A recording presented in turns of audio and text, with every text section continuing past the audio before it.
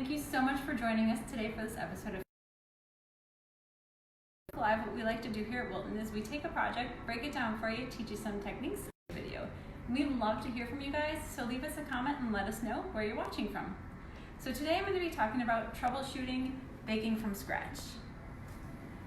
Baking is really a satisfying hobby, but if something goes wrong, it can be really frustrating.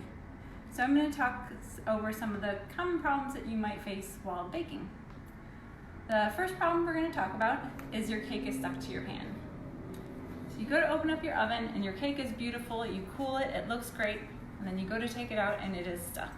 So first thing we want to do is to avoid this. We're going to make sure we prepare our pan really well. So we're going to either use our Bake Easy spray, which is an oil and flour mixture, and spray your pan really well. Or what I prefer to use is cake release, which is also an oil and flour mixture, but this you need to brush on with a pastry brush. And another thing that I always recommend is lining your pan with parchment. So one thing we can do to make sure our parchment is food safe is we're going to use a food writer and just trace your pan on a piece of parchment. We have DB from Texas who says hello. Hi, Texas. And then you'll have this marked and you can just cut it out with a pair of scissors. And then you're going to grease your pan with either one and then put your parchment in, and then also grease the top of your parchment. This will be extra sure that your cake is not going to stick. So yesterday when I was baking all these cakes, I ran into a little issue with my cake sticking. I found that I wasn't mixing my butter and my sugar long enough, which was causing my sugar to caramelize and stick to the pan. If this happens and your cake is really stuck, one thing you can try and do is pop it in the oven again for a few more minutes just to see if the sugars will kind of pull away from the pan. Give it a little shake, and if you need to, take a knife or a spatula and run it along the inside edge to kind of get that cake off. And then we're going to tip this over. And this cake did stick pretty badly. But since it's stuck, we're not just going to throw it away. There are some things that we can do to kind of fix it. As you can see, it's kind of in pieces. I have a little bit of buttercream, and I'm just going to kind of smush some buttercream into these cracked pieces. Kind of piece them together. Kathy, can you speak up just a bit? Sure, sorry. I know I have a quiet voice. We have Mary Beth from Canada and Missy from Illinois. Hi Mary Beth, hi Missy, thanks for tuning in. So we're going to piece this together, and then what we're going to do is we're going to need to crumb coat. So when you crumb coat a cake like this, because it's super crummy, you're going to want to make sure that you have your bowl of icing and then an empty bowl to kind of clean your spatula off so you're not mixing your crumbs into your good icing. So crumb coat it, which is just a real light coating of icing just to kind of seal in all those crumbs. Pop it in the fridge for an hour or so, and then take it out and re-ice it. And it will be as good as new. No one will ever know that it's cracked. And if you're not able to salvage it, if it's cracked too much, what you can do is cut that up and use it in a trifle, or crumble it up and use it for cake pops. We have more viewers from all over the world. We have the Caribbean, Australia, and Africa. Oh, wow. Thanks for tuning in. Another common problem that you might have is that your cake cracked on top. So chances are that your cake is still really good underneath this.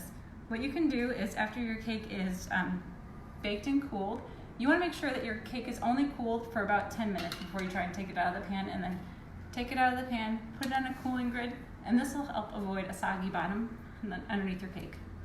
So once your pan is cool, you're going to take a cake leveler and just go ahead and slice off the top of that cake. And then when you go to ice it, you want to make sure that you put the cut side down on your board or your plate so you're icing the underneath part.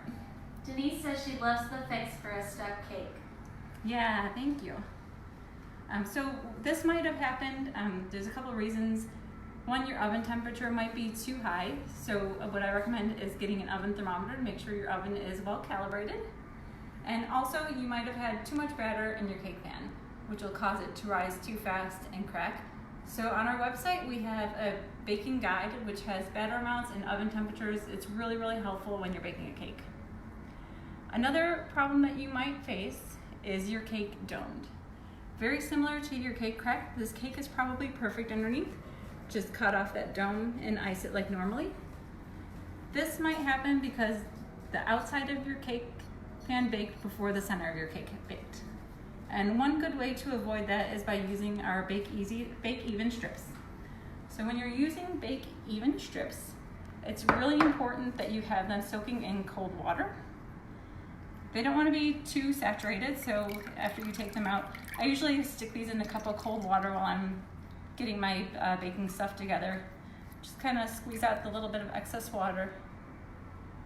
And then I already have this kind of looped together. Just gonna kind of open that up and slide my pan right in there.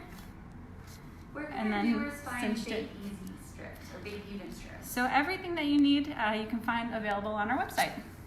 These come in like a 2-pack or I think a 6-pack. And they kind of connect together if you have bigger cake pans. And then you're just gonna throw it in the oven just like this. And this will keep the cake insulated so it'll rise evenly. Can you remind our audience what recipe you're using? Sure, this recipe is the basic yellow cake, which is on our website. And it's a yellow cake because it contains whole eggs, so it's the egg yolks which make it the yellow. The last problem we're going to talk about is our cake is sunken. Unfortunately, if your cake is sunken, there's not much you can do with it. You're probably going to have to throw it away because chances are it's probably raw inside. So you probably took this out too soon. You want to make sure that your cake is done, and one way you can make sure it's done is by lightly tapping the top of it, and it should kind of spring back after you tap it, or you can use our cake tester. You're going to insert the cake tester while it's in the oven, and then slowly pull it out, and the cake tester should come out clean and dry. And then you'll know that your cake is done. Jen says she loves her Bake Even strips. Yeah, they work great. This cake was actually baked with the Bake Even strips, and you really don't even have to kind of level it. It kind of just bakes right to the top of the cake pan. Another reason why your cake might have sunk is if you open your oven door too often or too soon. You want to make sure that your cake has already baked for 3/4 of the amount of the baking time before you open your oven door. And then with this disaster, I ended up using too much leveling agent. So the recipe called for 2.5 teaspoons of baking powder, and I actually used 2.5 tablespoons, which caused it to rise too fast and sink. So you want to make sure that you have the right ingredients. Nothing is like swapped out. You can't use baking powder if it calls for baking soda. And you want to make sure that everything is measured out correctly. So I hope all of these tips help you bake successfully. Are there any other questions? Jeff wants to know, what did you use to tighten up the Bake Even strip? So the Bake Even strip, it just has this little like belt loop that you pull the cake through, and then I just kind of hold that and then just kind of pull the other side through, kind of like a belt. And Melissa would like to know how the pan should be before pouring in the batter. So you want your pan to be greased well. Like I said, I recommend the cake release, and you squirt it in there and then use a pastry brush to brush it around, make sure it's brushed evenly, and then I put in the parchment and brush the top of the parchment as well. If you ever think of a question, just don't hesitate to ask. We're always here for you.